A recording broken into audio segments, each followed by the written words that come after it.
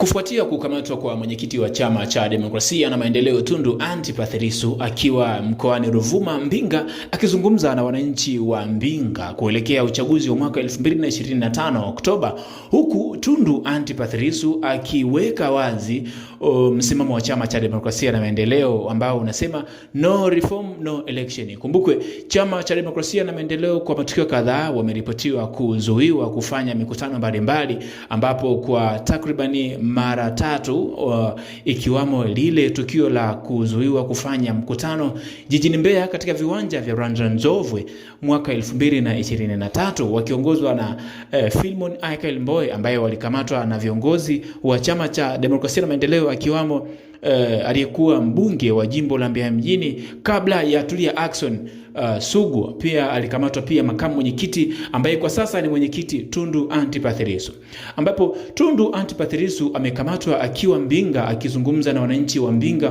kuhusiana na mwendelezo wao wa msimamo wao wa no reform no election kuelekea mwaka 2025.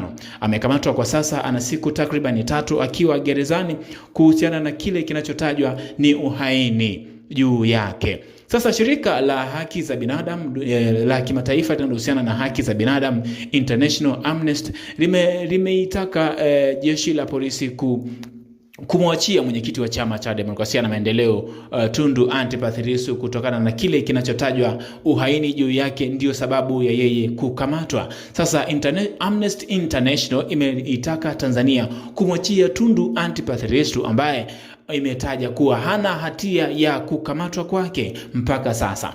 Wanachama wa Chama cha Demokrasia na Maendeleo wengine wameonyesha reaction, wakionyesha majibu baada ya shirika la haki za binadamu kuingilia kuwa kukamatwa kwa Tundu Antipas Lissu ni moja ya sera za kisiasa, sio hana makosa. Tundu Antipas Lissu alikamatwa mpaka sasa ana siku takriban 3 akiwa gerezani, huku mwenyekiti wa Chama cha Demokrasia na Maendeleo John Heche aliandika katika ukurasa wake wa mitandao ya kijamii wa Twitter akisema, wanataka kukuua mpaka wakumalize mwenyekiti wangu, naomba ukaze buti. Ni maneno kutoka kwake makamu mwenyekiti wa Chama cha Demokrasia na Maendeleo John Heche. Sasa shirika la haki za binadamu limeitaka Tanzania kumwachia aliyekuwa mwenyekiti wa Chama cha Demokrasia na Maendeleo ambaye amekamatwa akitajwa kuwa uhaini juu yake ndio sababu ya kukamatwa kwake. Hii ni Flow Updates, Flow habari, na kuletea yote yanayojiri huko, lakini usisahau kusubscribe, kucomment, kulike na kushare video zetu. Unabonyeza alama ya kengele kwa ajili ya kupata taarifa mpya